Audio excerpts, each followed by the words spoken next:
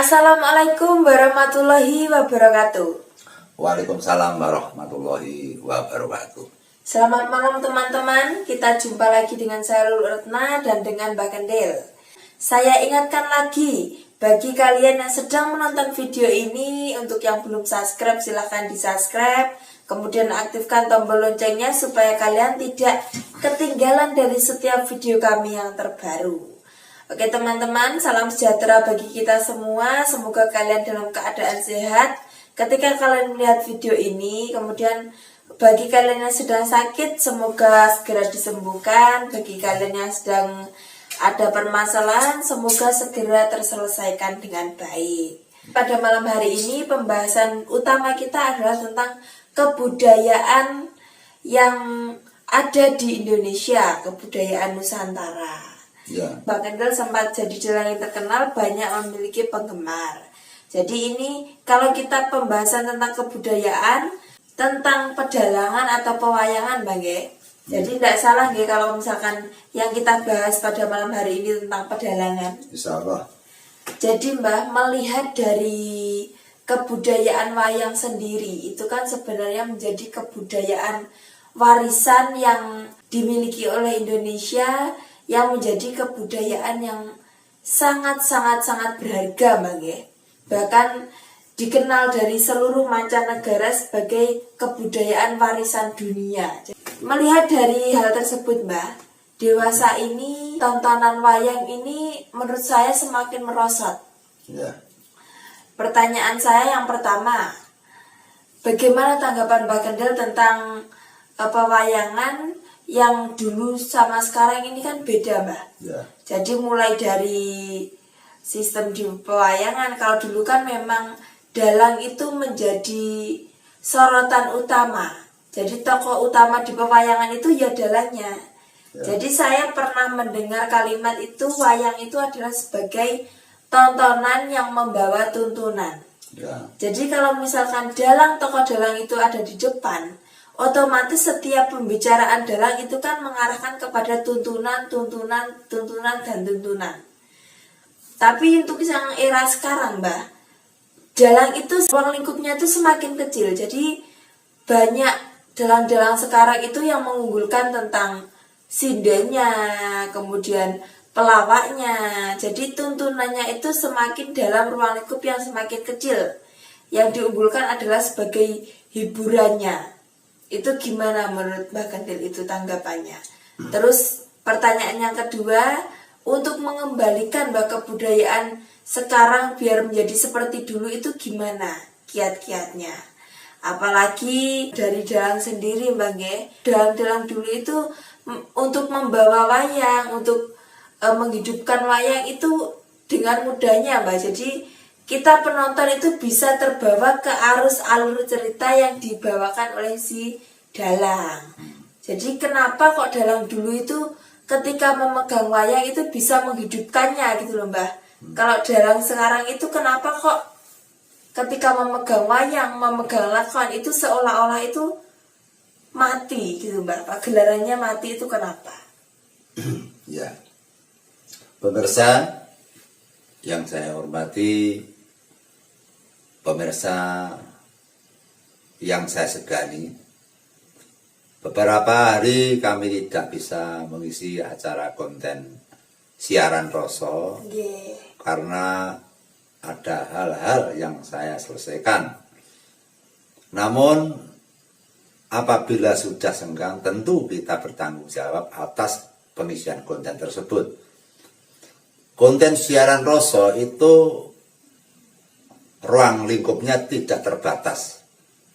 Apapun yang berbentuk roso, apapun yang bisa dirasakan, itu bisa dibuatkan konten. Jadi tidak harus wayang, tidak harus misalkan makanan, bahkan penelusuran, bahkan misalkan itu kita ke warung-warung, bahkan kita itu ke peternakan, ke pertanian, itu bisa dimasuk dalam konten ini. Jadi konten ini adalah wadah untuk hiburan kepada teman-teman yang ada di YouTube. Teman-teman, ada pertanyaan dari Mbak Lulu yang mewakili daripada teman yang lain. Seni pagelaran wayang kulit atau wayang Purwo, kita ambil dua bilik kanan dan bilik kiri, bidang kanan dan bidang kiri, bidang dulu dan bidang sekarang. Kalau kita melihat di bidang dahulu, para tokoh-tokoh dalang, para tokoh-tokoh yoga, para tokoh-tokoh pesinden, itu semua berpikir kepada sentralnya dalang. Jadi tidak berani yoga cerometan, sinden cerometan, karena ketakutan dengan alur cerita dalang. Karena dalang dipercaya penuh oleh yang nanggap dan dipercaya penuh oleh penonton, agar pagelaran itu bisa terbentuk seperti hidup, seperti nyata gitu. Dan dalang ditugaskan untuk membuat cerita yang menarik. Dalang dituntut untuk bisa menghibur seperti melawak. Ya, kalau di zaman sekarang bahwa melawak juga dititipkan orang lain. Kemudian melawak bisa dititipkan kepada sinden, sehingga beban berat yang dipikul dalang semakin ringan. Waktu jam tayang bahwa dulu dari jam 9 sampai jam 5 atau jam 6 pagi baru selesai. Nah sekarang dalam jam 9 mulai, jam setengah 4 sudah selesai. Sehingga semakin kecil kerjaan dalang. Nah dari jam 9 sampai jam setengah 4 itu saja dalang hanya digoro-goro dan dicangian. Kalau di total waktunya kita dalang itu kan hanya 4 jam. Tapi dikatakan bahwa dalang ini sewengi gitu loh. Jadi sing sewengi iki enggak dalang, sing sewengi sing 4 jam iki padha karo gelah. Ngelak kancane kon ngisi acara pagelaran.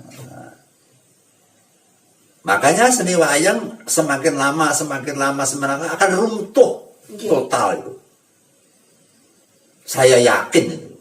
Saya pribadi yakin bahwa seni wayang nanti akan runtuh, akan ceblok itu nanti. Karena apa? Karena sosok dalang sudah tidak dianggap gitu loh. Kalau dulu dalang masuk di pagelaran wayang kulit, yoga sik talu dalang munggah, penonton sirep, sirep, ketakutan dan kagum sama dalang. Dalang masih memegang gunungan sih aja itu, penonton sudah kagum-kagum. Megang gunungan itu. Wah, belum cerita apa-apa, jebol gunungan delok mentelengin penonton itu. Betul itu. Tapi sekarang coba, bahwa dalang Banyol, dalang Merang, penonton seperti tidak peduli. Tidak ada rasa. Anda makan tebu tidak ada manisnya gitu. Hampa gitu. Itulah kita sebagai warga negara kita yang hidup di lembah dunia sosial budaya, terutama wayang kulit, perlu kita berpikir lebih dalam. Kalau kita hanya adol jeneng, kita mekur golek duit, endi sing darane melestarikan seni pewayangan? Dalang bertugas untuk memberikan tontonan dan tuntunan, tidak hanya tontonan tok. Karena wayang itu kita harus ingat, sapa sing nyiptakne wayang, pemirsa? Siapa yang menciptakan wayang itu? Yang jelas wayang sudah ada, baru dirombak para wali. Wali menciptakan seni pewayangan itu, tidak gemen-gemen juga bertapa itu. Dengan keloro-loro, dengan siar. Maksudnya tinggi siar, krono gawe ragam budaya gitu. Nggih dakwah. Nggih dakwah ya apa to? Nata wong ben beneh marang pangeran. Ben eling marang pangeran. Ben adoh marang kamurkan, demen karahayon. Nah, kalau kita berpikir kepada dalang dulu, misalkan kita ambil Mbak Narto Sabdo saja. Jadi tokoh Mbak Narto itu dikagumi penonton semua, bukan sindennya gitu. Mbak Nartonya yang dikagumi itu. Iki aku nanggap Mbak Narto, enggak nanggap sinden. Aku wayangan apa nanggap sinden, enggak pernah dengar saya. Enggak ada, Mbak. Saya itu pergi ke mana pun enggak pernah ada. Arep wayangan si apa? Arep nanggap sinden enek. Apa wayangan nanggap dagelan enek. Padahal nanggap dalang. Sopo? Pak iki Pak Mantep, Pak Purbo, Pak Mane. Itu. Tetapi di dalam pementasan, jadi kuasa dalang itu kadang dikalahkan dengan sosok-sosok selingan. Iya. Dan dalang saja tidak dihargai kepada teman-teman selingan. Misal Sindet terus dalang wani, Iya. pelawak terus dalang misui.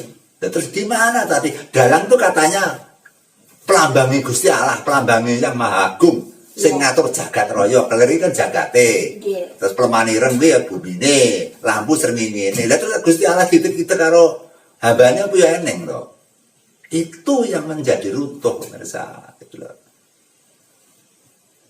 Saya bicara seperti ini tidak ingin apa iso ben laris, enggak, saya ingin mengundurkan diri kok malah. Nggih. Saya dalang itu mengundurkan diri tidak apa-apa, tidak payu ora apa-apa orang dalang kula niki.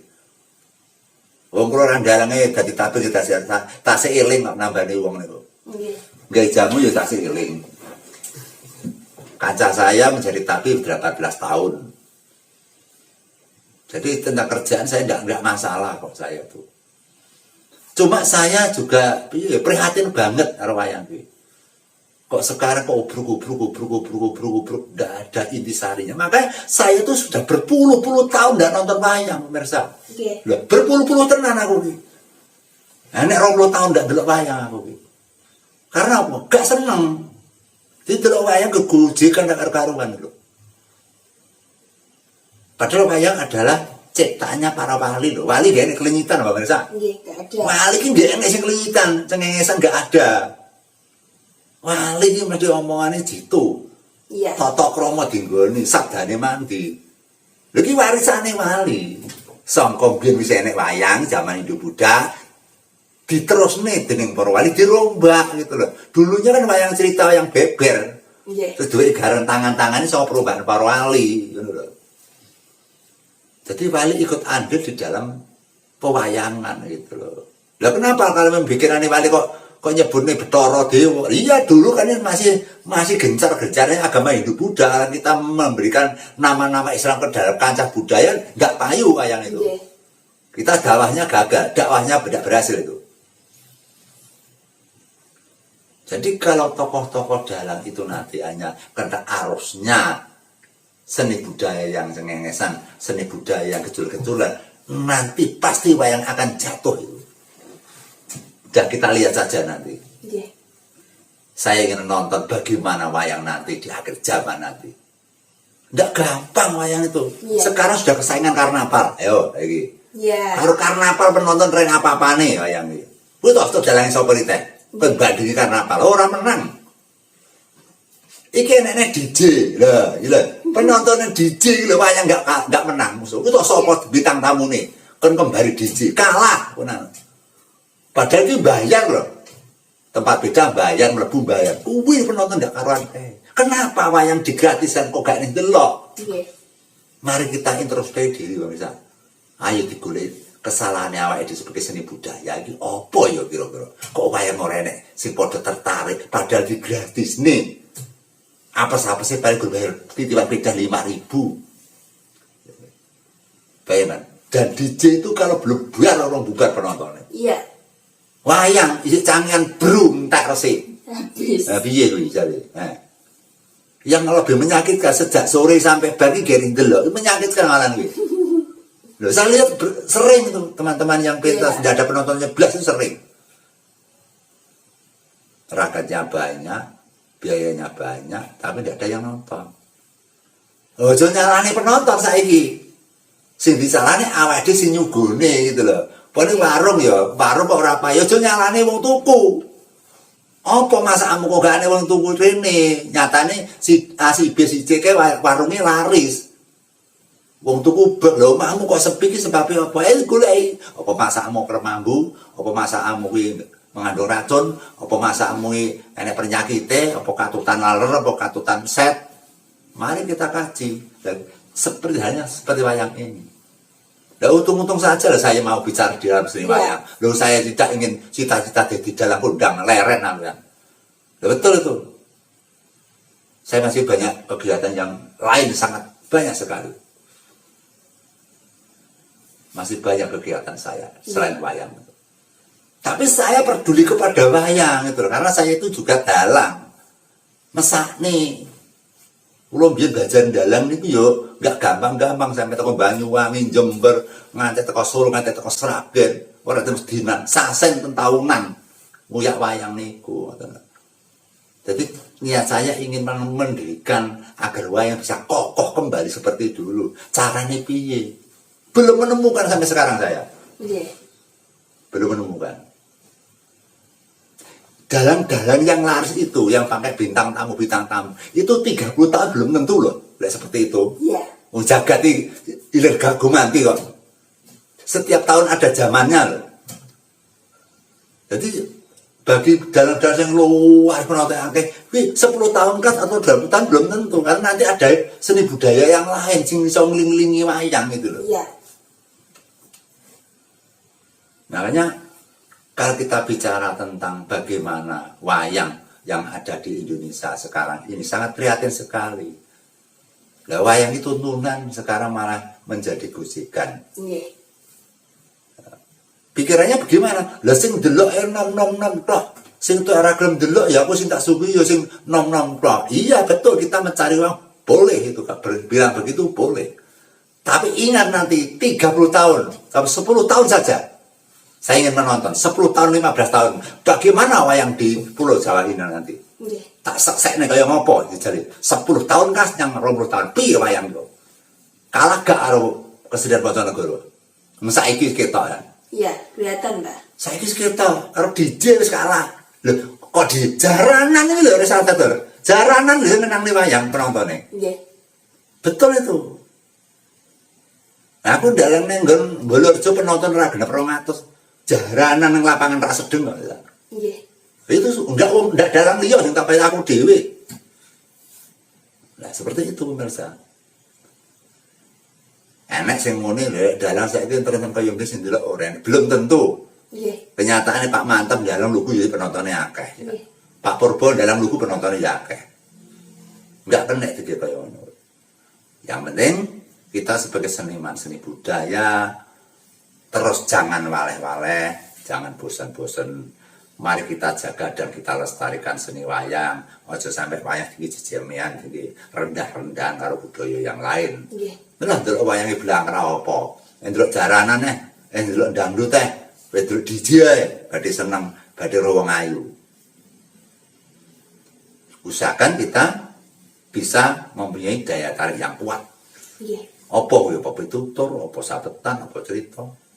Lah, tentang pewayangan itu tentang suluk sudah dikurangi banyak. Kemudian cerita, pokoknya 100% sih tok ini paling mekur sekitar 30%. Sekarang dalam jantung negara keluar yang gede-gede. Mekur adegan. Cerita gue loh ngelakuin baku gak, oke sing gak gelem. Kabeh karangan. Misalkan di lahir Abioso, di lahir Kunti, apa lahir Dasamuka, itu saja kan jarang ada toh. Iya. Padahal lakon wayang itu lebih dari 300 itu. Iya. Lebih dari 300 cerita wayang itu. Ramayana dibedah menjadi berapa ratus, Mahabharata bedah menjadi berapa ratus.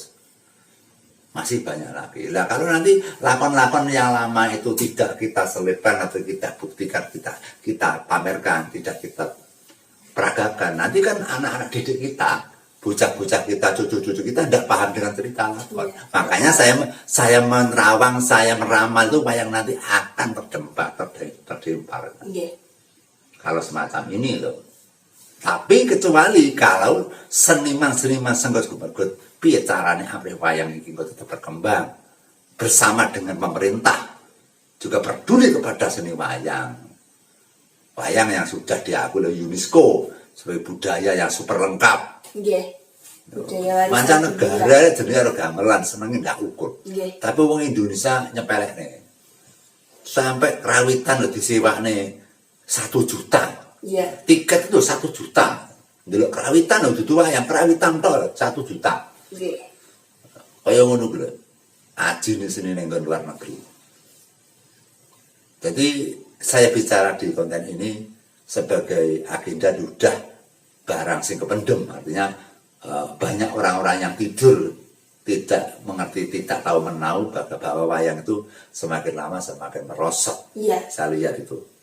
Setiap ada wayang, lek dalangnya ndak pokro, malah blas rene sing delok. Iya.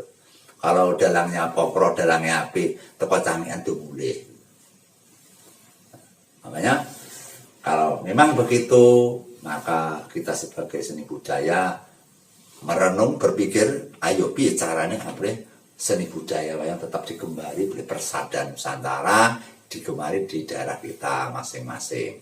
Semoga doa saya wayang itu tidak kalah dengan hiburan yang lain. Amin, amin. Tapi dengan catatan harus menyelipkan dengan pitutur-pitutur luhur, karena wayang itu tuntunan. Nggih. Boleh dakel boleh banyak, tapi kan ada batas-batas itu. Jadi wayangnya tetap dilunggui. Jadi orang ikut perang karo guyunan, ya ada jejeran, ada pitutur, jejeran Brahmanan, Paditan, ada. Jadi wayang itu komplit, ada susahnya, ada senangnya. Kadang-kadang ada wayang itu tidak pernah tutur, Pak. Iya. Rata-rata gitu. Kecuali Pak Mantep, dalang-dalang senior memang sering menggunakan tutur atau adegan susah. Gitu. Nggih. Jadi pertanyaan dulu, bagaimana wayang peradaban dulu dengan sekarang? Memang jauh kan, tokoh-tokoh dalang dulu memang bisa menyampaikan aspirasinya, karena waktunya tidak terbatas, semuanya waktunya diberikan kepada dalang, sindir hanya mengiringi saja. Jadi sindir tidak ada tempat untuk berpentas, sindir hanya membantu dalang. Makanya wayang dulu sangat dihormati orang, sangat dikagumi orang. Sehingga tentang seni budaya, semoga kita sebagai orang-orang buka budaya bangkit, coro sebagai tokoh-tokoh dalang harus berpikirlah bicarane kita nyelipne apa seni wayang sing asline gitu loh. Nggih. Sing asline, bukan wayang tempat yang kanggo nuturi wong, enggak, tapi asline wayange piye.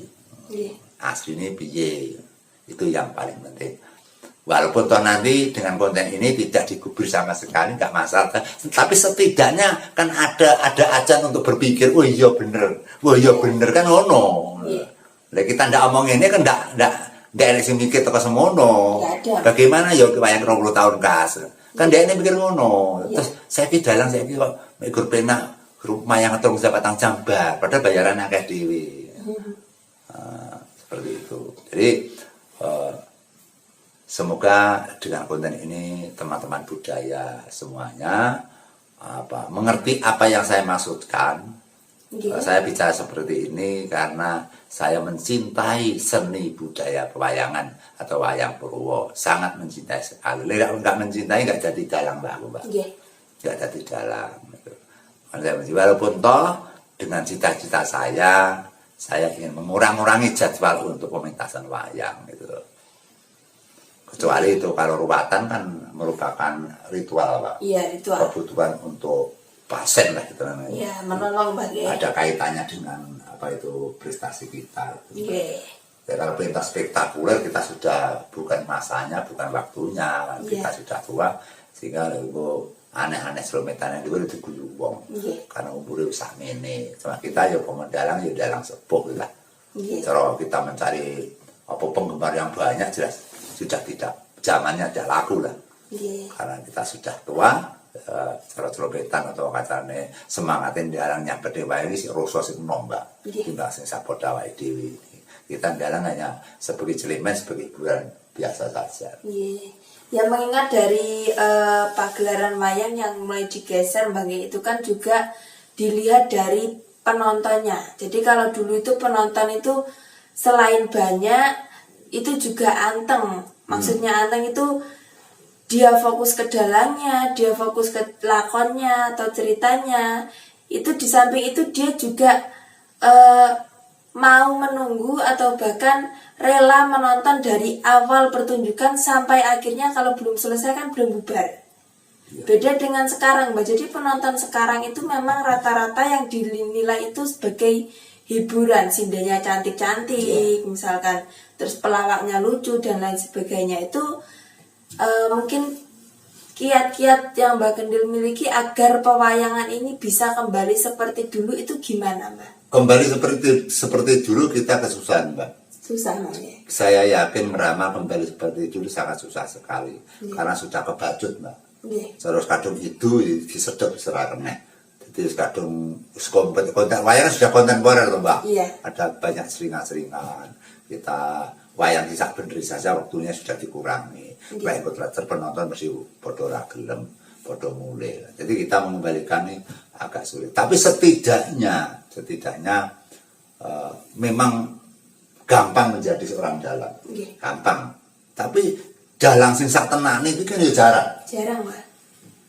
Belajar dalang iso suluk, iso nyampeni wayang sudah dikatakan dalang. Tapi persyaratan dalang tidak mudah, punya amalan mantra untuk menjaga keselamatan, lek sing nangkap pecicil iso nambani. Yang kedua, terus wayang dalang harus mengerti pengalaman kenegaraan, tata negara. Baik pemerintah dan sebagainya harus ngerti. Yang ketiga, tata adat kebudayaan dalang kudu ngerti. Yang keempat, cerita wayang. Ini ada dalang ini lakonnya raro. Jadi 5 tahun ini lakonnya bersitoh. Gak iso dilakon dia. Iya darah ini dalang. Kenapa demikian? Karena kurang belajarnya itu loh. Karena orang enak ceritanya dalang belajar orang iso, orang enak. Gak iso. Pokok telaten. Jadi kasarnya dari dalang terus lakon pirang-pirang tahun ikut lakon situ kan ya aneh. Aneh. Makanya itu sebagai kritikan saya, lebih dari dalang ya belajarlah sinau. Orang iso takon-takon konco-konco dalang sing luwih ngerti kan, Mbak. Dan yang pertama, yang kedua, dalang tidak hanya sekedar suluk, sendon dan sebagainya, masih banyak yang dipelajari. Makanya penonton bisa anteng itu kan mungkin dalang bisa membawa alur cerita. Yang paling sulit adalah membawa alur cerita. Nah, dalang itu sulit karena yang dilihat itu kan hanya kulit, hanya tulang. Nah, kita meragakan, membayangkan seperti kita. Pamane misalkan Dasamuka misalkan karo Kumbakarna Kumbakarna. Jadi bagaimanakah watake Kumbakarna? Kumbakarna ini tinggi besar, raksasa, tapi punya tata krama kesatria. Dan tidak pernah celometan. Itu dibaca karakternya dulu itu. Sejarahnya dia hidupnya di mana? Di Panglobrogongso, ya. Dia pernah apa? Pernah gini. Dan dia pernah diperjuangkan oleh Rawana karena dia diberikan istri.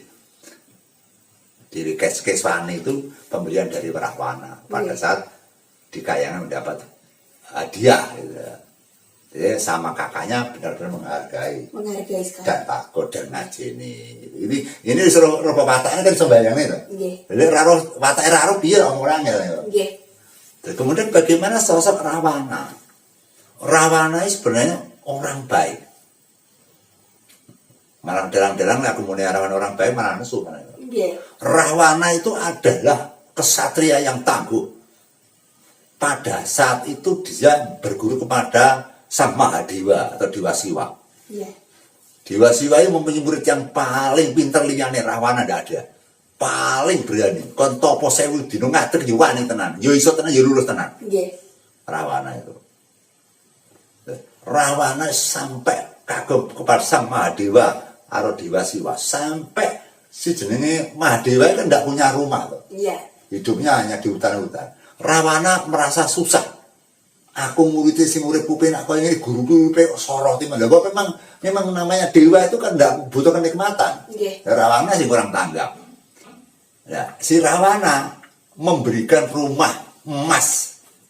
Jadi Alengko itu ada merupakan pendopo agung yang berasal dari emas dijunjung sama Rawana digo makbul duwene Dewa Siwa atau Mahadewa. Lah Mahadewa mau ora butuh omah dek iki. Dia hidup di alam itu loh. Omahe yo langit kuwi lek Mahadewa iki lho. Enggak demen omah mewah, enggak demen. Bukan itu gitu. Dia bukan itu. Nanti kalau kepedane di rumah dia malah lali karo dewane. Makanya omahmu dikon gua mulih karo Rawana. Akhirnya Rawana kamu akhirnya marah gawone angel-angel ado-ado pisan duwene guru nemo. Akhirnya digawa mulai dari itulah Rawana menjadi bengis, benci kepada dewa. Benci Marian. Kecewa sekali Rawana. Kali-kali dia mengutuk sama dewa itu. Marah Rawana itu. Kadang berani dengan dewa, menantang dewa itu. Karena ya itu karepe tresno tapi salah tompo gitu loh. Nggih. Jadi Rawana watake bengis. Asal mulanya orang baik dulu. Jadi jojo mau elek sih, elek kok repot. Rawana dulu orang baik terus elek mergo sangka kleru tompo karo Mak Dewa tadi malah wani sembarang. Nggih. Wani nantang, wani mateni wong galak malah. Tapi Sigit apa? Sigit enggak banyak bicara, nek bicara pisan dadi ngedeni. Nggih. Itu Rawana. Jadi Rawana sosoknya memang perkasa sekali, berwibawa, kemudian itu merasa sembarang iso gitu. Nggih. Wongnya sembarang-barang iso kan malaikat kalau ngomong. Nggih. Itu Rawana seperti itu jiwanya. Jangan sampai terus dapurnya Rawana kelolor, enggak pas nanti. Nggih. Kalah dia, karena dia itu andai kata dikeroyok orang 1000 berani loh Rawana itu. Nggih. Rawana itu sosok orang yang senang berguru. Sampai dia berguru kepada Resi Subali, diberi Aji Poncosunyo bisa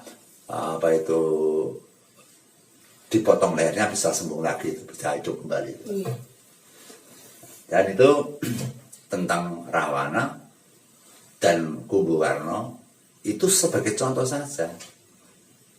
Makanya dalang dulu itu kalau dalang penonton kami dengar karena apa? Iya.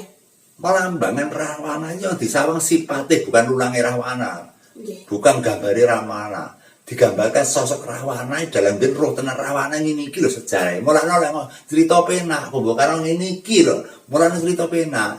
Nggih. Oke. Nah, Rawana. Lanjut. Nah, wonten pangantika kan Rama diwuji. Lah beda, iki kelas das. Kowe anak lanang. Lanang ni lanang. Anak lanangan no maring kita jit guyu yo bandraku yo donyaku watak Rawana. Lah Kubu Karno enggak? Mbok Karno. Kakang Rawana apa kang dadi dawuhmu? Kakang paring sabda marang adimu si Kubu Karno.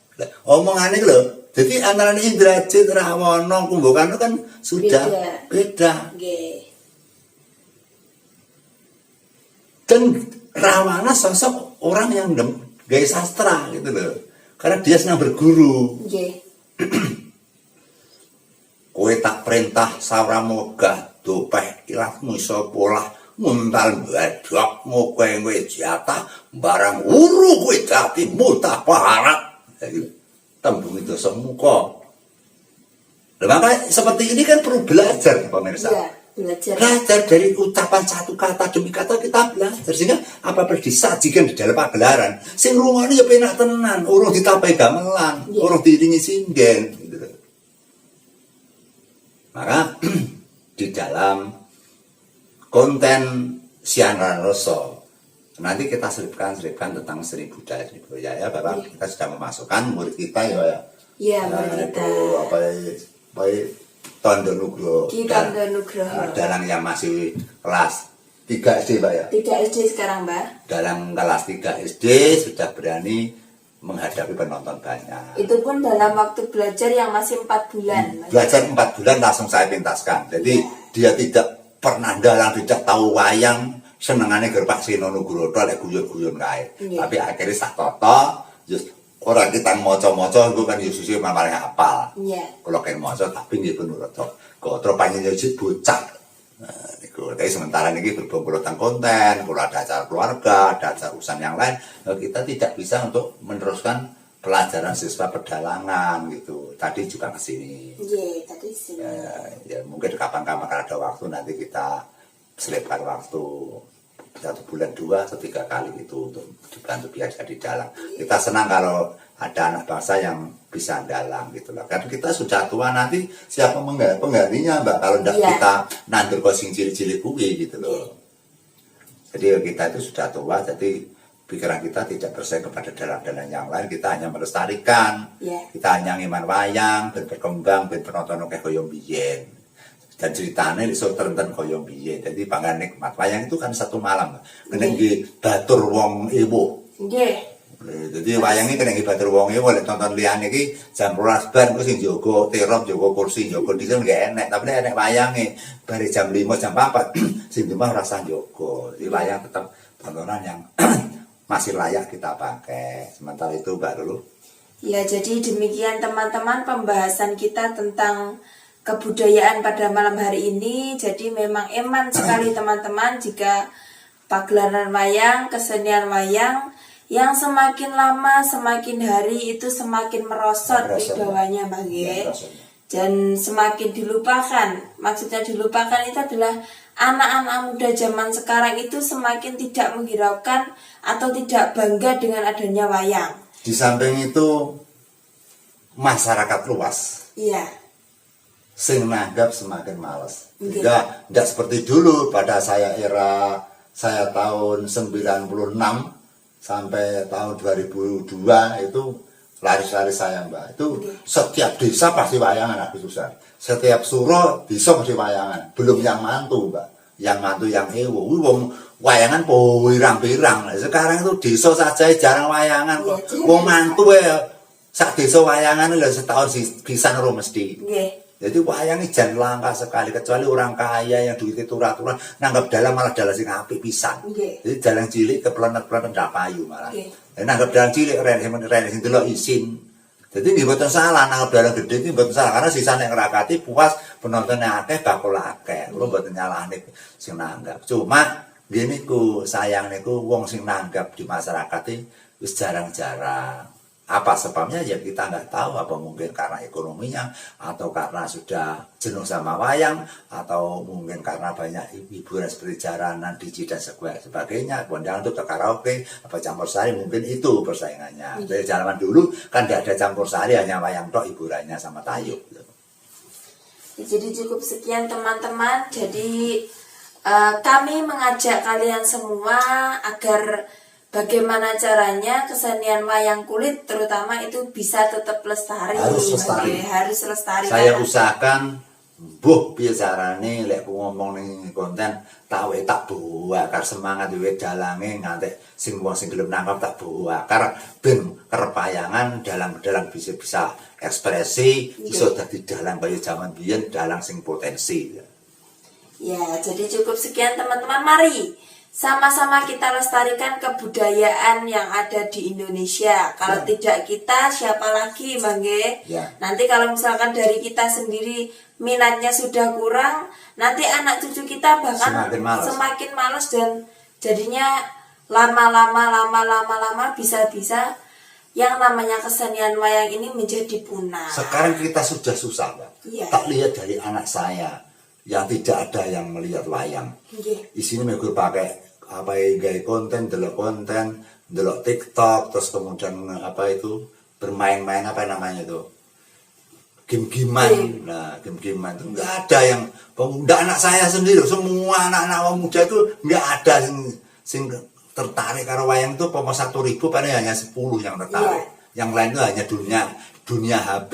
Hiburan nih anak-anak sekarang tuh HP. Ora anak tua wong tuwa saiki yo HP. Wong wis pikir umur 80 delokane HP kok saiki. Lah isto niku. TikTok niku, tok kanca-kanca sepo lho, Pak. Mlaku ora jejeg ceklane yo HP. Ndule gambar merem-meremoten. Jadi wayang semakin jauh semakin berat untuk kita ajukan seperti dulu. Tapi kita tidak boleh patah semangat. Kita harus berjuang agar wayang tetap menjadi idola bangsa Indonesia dan dikagumi oleh mancanegara. Jadi cukup sekian teman-teman, mungkin pembahasan kita pada malam hari ini tentang kebudayaan. Kita nanti akan sambung di video kami selanjutnya. Saya ingatkan lagi untuk teman-teman, jangan lupa yang belum subscribe silahkan pencet tombol subscribe-nya. Kemudian kalian pencet tombol loncengnya supaya kalian terus berlangganan di konten kami dan tidak ketinggalan dari setiap video kami yang terbaru. Bagi kalian yang sudah subscribe, kalian bisa share video ini ke teman-teman kalian supaya banyak orang-orang yang semakin cinta dengan kebudayaan Nusantara. Kebudayaan Nusantara bisa tetap lestari. Mbak Kendel, ada tambahan mungkin? Kira cukup, Mbak. Kalau sudah cukup, kita akan sambung di video kami selanjutnya teman-teman. Terima kasih telah menonton video ini sampai selesai. Wassalamualaikum warahmatullahi wabarakatuh. Waalaikumsalam warahmatullahi wabarakatuh. Sugeng Rahayu ingkang pinanggih.